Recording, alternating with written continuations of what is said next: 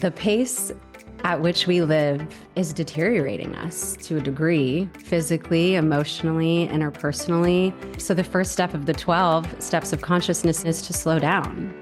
And it's to start to become aware of the experience of experiencing yourself. Because so often we're experiencing heartbreak, we're experiencing setbacks, we're experiencing failures. And we're experiencing the positive things too, but our brain likes to focus on the negative because we need to control those areas to push forward. And so when we can remove ourselves from looking out and start looking in, it does become a slower pace. I'm Melanie Barr. Welcome back to the She Built It podcast, your go-to place to empower you to live the life and business that you crave. I'm here to talk about everything from having the courage to make life and career leaps to the details of how to lead effectively, create successful teams, implement strategies for growth, and infuse tech innovation. I'm here to celebrate your wins and navigate through your challenges. I live in the city now, but I grew up in a town of 1,000 people. I've navigated major life leaps, a senior-level corporate career, worked in professional sports, and now as a successful entrepreneur who loves business, technology, family, and making meaningful connections with you and the She Built It community. I also love a good workout and dose of self-care. Magic happens when we focus on the part of ourselves and our business that brings us joy. So turn up the audio, open your favorite notes app, grab your favorite drink, and here we go. Welcome to the She Built It podcast. Thank you for joining us, Dr. Tracy. Every impactful mission has a powerful beginning. Can you share yours with us and what led you to become the truth doctor and openly share your own mental health journey as a therapist? Yes, thank you so much. I'm a licensed therapist, and I started my journey in mental health actually going to rehab at 15 years old and being exposed to the treatment world of mental health and substance use. And as I moved to college, I specialized in psychology and still struggled with a lot of those symptoms to the point where I thought perhaps I wouldn't be able to be successful if I had all of these continuing issues take place. I was diagnosed with borderline personality disorder at 22, and that kickstarted my career, where I said, this is what's known to society and the clinical field as a debilitating, pervasive, lifelong illness where most people don't live successful lives. And I said, that cannot be the case for me. I know that there's more to me than this label and the way I feel inside. And so over the last 13 years, I have gained 4 degrees, opened 5 businesses, and became an award-winning mental health content creator online to over 2 million people. And I think I completed my goal of prove that the stigma associated with this disorder is 1, inaccurate, and 2, should have never been there in the first place. Thank you for sharing so openly. Someone going through what you've gone through can be so much more relatable, and to see that they can achieve success. Yeah, of course. It hasn't been easy to be so vulnerable, but over the last 5 years of having my platform, seeing how my vulnerable words are the words of so many others who can't say them themselves makes it so worth it. How do you balance entrepreneurship and mental health advocacy, and how have you built your businesses? If I'm 100% honest, I built my businesses with the support of my husband. And what's really important to say there is I've been with him for 20 years, so he's seen all of my mental health struggles. And what he has done is given me space, time, and skills to be my best self. There's a sacrifice within our relationship where he lets me thrive. And that doesn't happen too much in relationship dynamics. And that's been really helpful because I am also autistic. And so I struggle significantly with interpersonal communications and aspects of my existence. And so it's overwhelming to manage. I have 3 active businesses right now, and my husband supports me with operations on the back end of them because I do have a debilitating disorder, more than one. So it's finding the right people. It's accepting where I'm at in my life And it's knowing that one small step forward in one business and then resting can almost be a step for another business. Break is progress. And that's taken me some time to learn. And I talk to business leaders around the world. It's so good when two people come together that have different skills. Yes, so necessary. And you've written a book. Your unconscious is showing. I see it behind you. Tell us about your book and what led you to become an author. One of the top 5 publishers in the country reached out and asked me to write a book about my story. And they wanted it to be a memoir. And I said, my story's still going. Give me a couple more years. But what I do have is tips, tools, and strategies that I've seen people globally ask for over the last 5 years. And my main mission is to help people understand that they're a human being with an unconscious. Often we hear the word subconscious, and we know what that means, what's underneath our mind that we don't know is controlling us.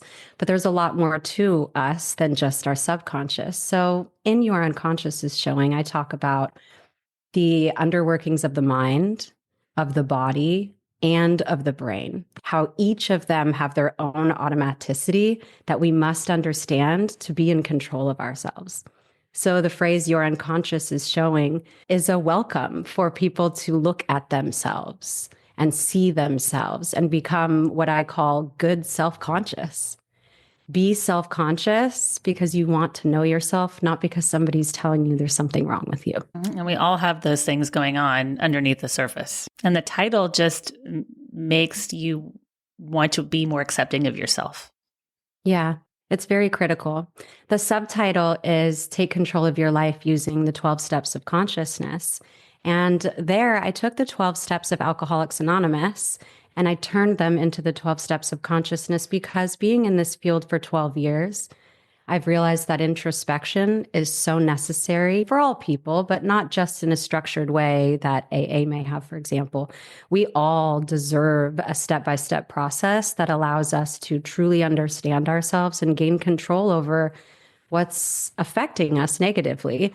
So the book itself is helpful to help you learn and then also to help you put those learnings into practice. And how do you think the pace at which we live fits into that today? The pace at which we live is deteriorating us to a degree, physically, emotionally, interpersonally. So the first step of the 12 steps of consciousness is to slow down. And it's to start to become aware of the experience of experiencing yourself. Because so often we're experiencing heartbreak, we're experiencing setbacks, we're experiencing failures. And we're experiencing the positive things too, but our brain likes to focus on the negative because we need to control those areas to push forward. And so when we can remove ourselves from looking out and start looking in, it does become a slower pace and a slower process. And there's less to pay attention to, which is necessary for the human mind with how much information is being input right now. And it's much harder. It's much more challenging to look in. It is. It's far more challenging to look in. And once you've looked in for a good amount of time, it becomes one of the safest places for you to look. How has sharing your own experiences shaped the way you connect and support others? Growing up, connecting with others was really difficult. I ultimately believed that my inner experience and the struggles that I had, understanding life and myself, were all my own.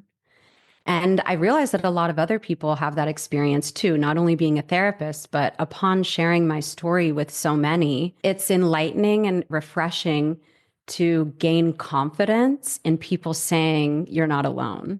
And in people saying, I could share your video because I couldn't find the words myself. And now my relationship has changed, or my friend understands me better. And so it's encouraging, one, to not feel alone, and two, to be the voice for others.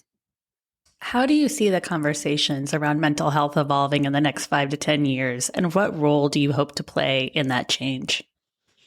Well, I feel very proud that I've played a role in the last 5 years of mental health awareness, communication in society as a whole. Maybe we veered a little bit too far over toward therapy speak and focusing solely on mental health.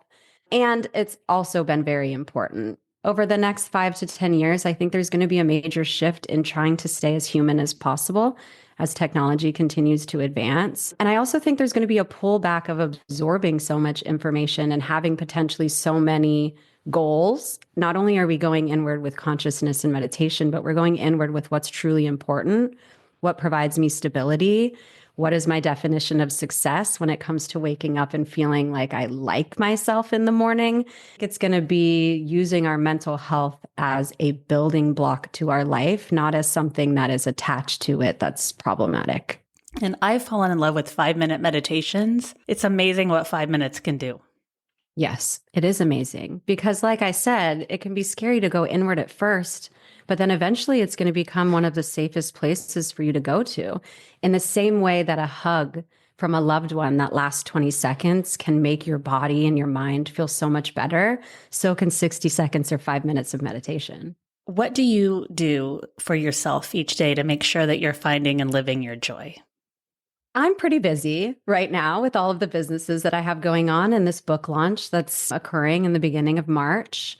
It comes down to having a daily skincare routine. Ultimately, I joined the board of Personal Day, which is a new skincare company founded by Lily Reinhart. And the products, I have been able to participate fully in the development of them, the naming of them, and the usage of them.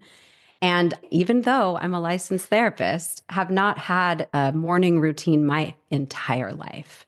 And now being able to wake up and not only be a part of this brand, be the mental health advisor for it, but see it actually affecting my mental health, to wake up, have structure, a routine, like myself when I look in the mirror, it's truly changed my life. So something as simple as that can not only help you find joy, but can sustain it with consistency and care. I love that. And I'm a twin mom, and the 5-minute meditation has become part of my routine. And I am so thankful for it because it centers me, especially as someone running businesses and a busy mom. But thank you for sharing that about a morning routine, because that's not something that I've added to it. So it's interesting to think about adding that as giving back to yourself. Yeah, it's really nice. It's helpful. Thank you so much for joining us today. Please share how and where we can find you and support you. You can find me at thetruthDoctor.com or on TikTok, Instagram, and YouTube at _truth_doctor. And my book comes out on March 11th and is called Your Unconscious is Showing. Take control of your life using the 12 steps of consciousness. Thank you for joining us today. I'd love to hear from you. Reach out to me at hello@shebuiltit.com, on our She Built It website, or at She Built It on social. Thank you to my editor, Rich Streffolino, who always makes us sound good. Until next time, let nothing stop you from experiencing the life and business that you crave.